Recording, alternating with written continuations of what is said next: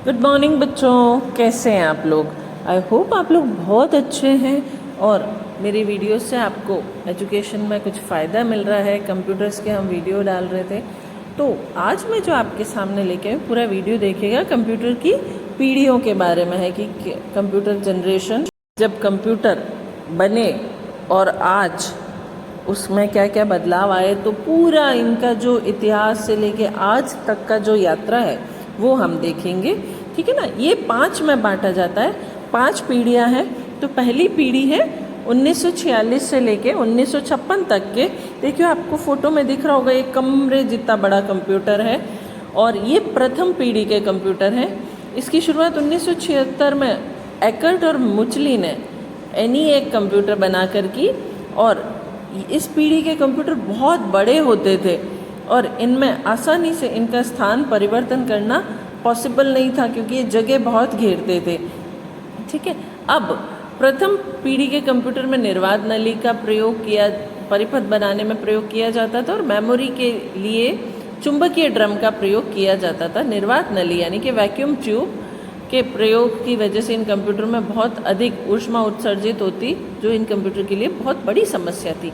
ये कंप्यूटर निम्न स्तरीय भाषा को समझ पाते थे, इसलिए इनको कोई भी कार्य बताने के लिए बाइनरी भाषा काम में ली जाती थी, जो कि बहुत मुश्किल थी क्योंकि बाइनरी भाषा सिर्फ 2 ही अंक 0 और 1 को समझती है और इसमें कंप्यूटर की गलतियों को पहचानना बहुत मुश्किल होता था। ये कंप्यूटर एक समय में एक ही काम करते थे।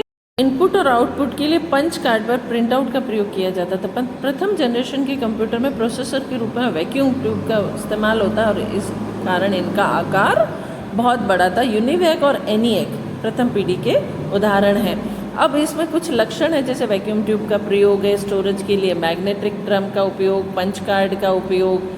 कंप्यूटर बहुत कमज़ोर और कम विश्वसनीय होते थे और मशीन और असेंबली प्रोग्रामिंग भाषाओं का इनमें प्रयोग किया जाता था। तो ये प्रथम पीढ़ी के कंप्यूटरों के कुछ लक्षण हैं। अब आती है दूसरी पीढ़ी के कंप्यूटर। आप देखिए, ये भी एक बहुत बड़े कैबिनेट के रूप में होते थे और इस कंप्यूटर को शुरुआत 1956 में हुई। इनमें ट्रांजिस्टर का प्रयोग किया जाता था और 1947 में विलियम शाक्ले ने सबसे पहले ट्रांजिस्टर का आविष्कार किया और जिसके कारण कि सेकेंड पीढ़ी में जो कंप्यूटर बनते थे उनमें वैक्यूम ट्यूब की जगह ट्रांजिस्टर का प्रयोग किया जाने लगा और इससे क्या हुआ, कंप्यूटर की गति में बढ़ोतरी हुई और साथ ही साथ ये विश्वसनीय भी माने जाने लगे कि ओके, ये गलतियाँ कम करते थे। फिर है कि ये कंप्यूटर प्रथम पीढ़ी की तुलना में तेज़ थे और इनमें ट्रांजिस्टर का उपयोग होता था। ट्रांजिस्टर का आविष्कार हुआ और इसके प्रयोग से कंप्यूटर की स्पीड में जो है वो गति आ गई, लेकिन ये ऊष्मा उत्सर्जित करते थे और ये गर्मी बहुत पैदा करते थे और इनमें भी आउटपुट के लिए इनपुट और आउटपुट, देखिए इनपुट के लिए तो ये पंच कार्ड और आउटपुट के लिए ये प्रिंट आउट का प्रयोग करते थे, लेकिन प्रोग्राम लिखने के लिए बाइनरी भाषा की जगह असेंबली लैंग्वेज प्रयोग में लाने लगे। असेंबली भाषा में अंग्रेजी के अक्षरों को कोड के रूप में प्रयोग किया जाता और असेंबली लैंग्वेजेस कौन सी, कोबोल और फोर्ट्रैन। ठीक है ना। तो अब उस वक्त ये उच्च स्तरीय भाषाएं समझी जाती थी और कंप्यूटर की अब दूसरी पीढ़ी के कुछ लक्षण देखें तो वैक्यूम ट्यूब की जगह ट्रांजिस्टर का प्रयोग, प्रथम पीढ़ी से कम ऊर्जा में, मतलब ये काम चल जाता था तो ऊर्जा की लागत में कमी आई, गति में बढ़ोतरी और विश्वसनीयता होने लगी और स्टोरेज डिवाइस, प्रिंटर और ऑपरेटिंग सिस्टम का प्रयोग किया जाने लगा। फिर है ये तीसरी पीढ़ी के कंप्यूटर 1965 से 1971 के।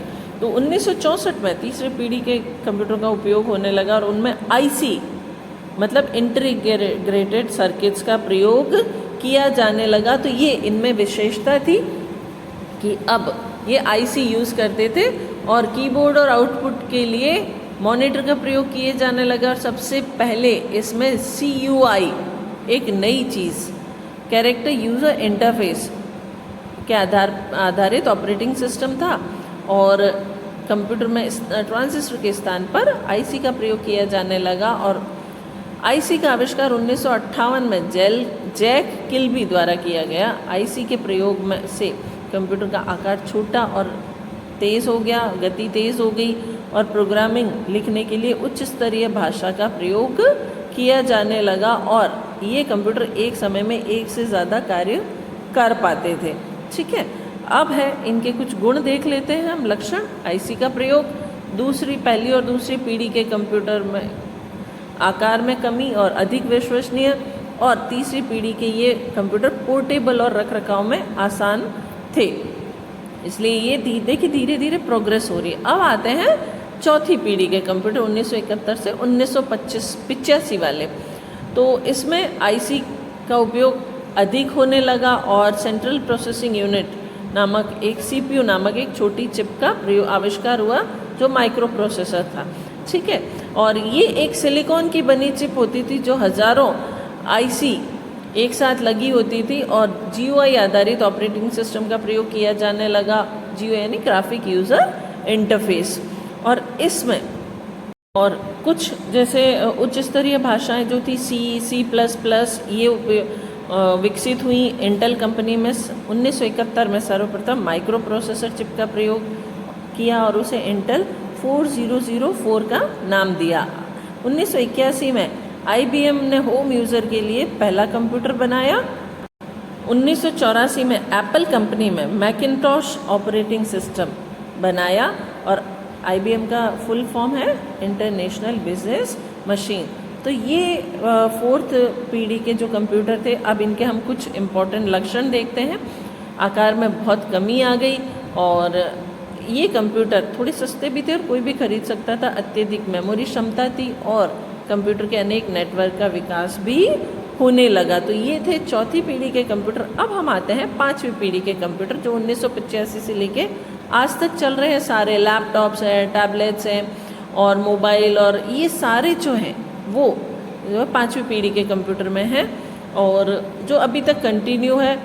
कंप्यूटर जो है बड़े बड़े कैबिनेट से प्रोग्रेस करते करते लैपटॉप और टैबलेट में बदल गए और कीबोर्ड और माउस, मोबाइल फ़ोन से अलग सीपीयू, माइक्रोफोन, इन सब का आविष्कार हुआ जो कि बहुत ही अधिक प्रचलन में। देखिए आपको ये जो भी है सामने, जैसे मॉनिटर जो है वो छोटे हो गए, पतले हो गए और इस तरह के विशेषताएं हैं। ठीक है ना। तो पांचवी पीढ़ी के कंप्यूटर में AI के साथ विकसित हुई। AI का तात्पर्य है एक मशीन जो मानवीय गुणों को समझ सके। ये पीढ़ी अभी विकास की प्रक्रिया में और अभी इनमें और बहुत सारे प्रोग्रेस हो रहे हैं। जैसे कुछ उपकरण हम ले, फिंगरप्रिंट, रोबोट, आवाज़ द्वारा इनपुट देना, ये इन उपकरणों को हम काम में लेते हैं। जैसे वॉइस रीडर है या फिंगरप्रिंट सेंसर है, ये सब। इस पीढ़ी के का मुख्य उद्देश्य ऐसी मशीनों का निर्माण करना था जो यूज़र की भाषा को समझ सके और उसको जवाब दे सके। ठीक है।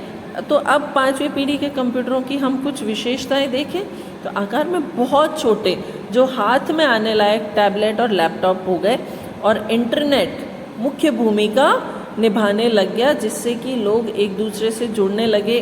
पांचवी पीढ़ी की सबसे इम्पोर्टेंट चीज़ है इंटरनेट। ठीक है। और उसके बाद है मल्टीमीडिया का प्रयोग, ऑडियो, वीडियो और फोटो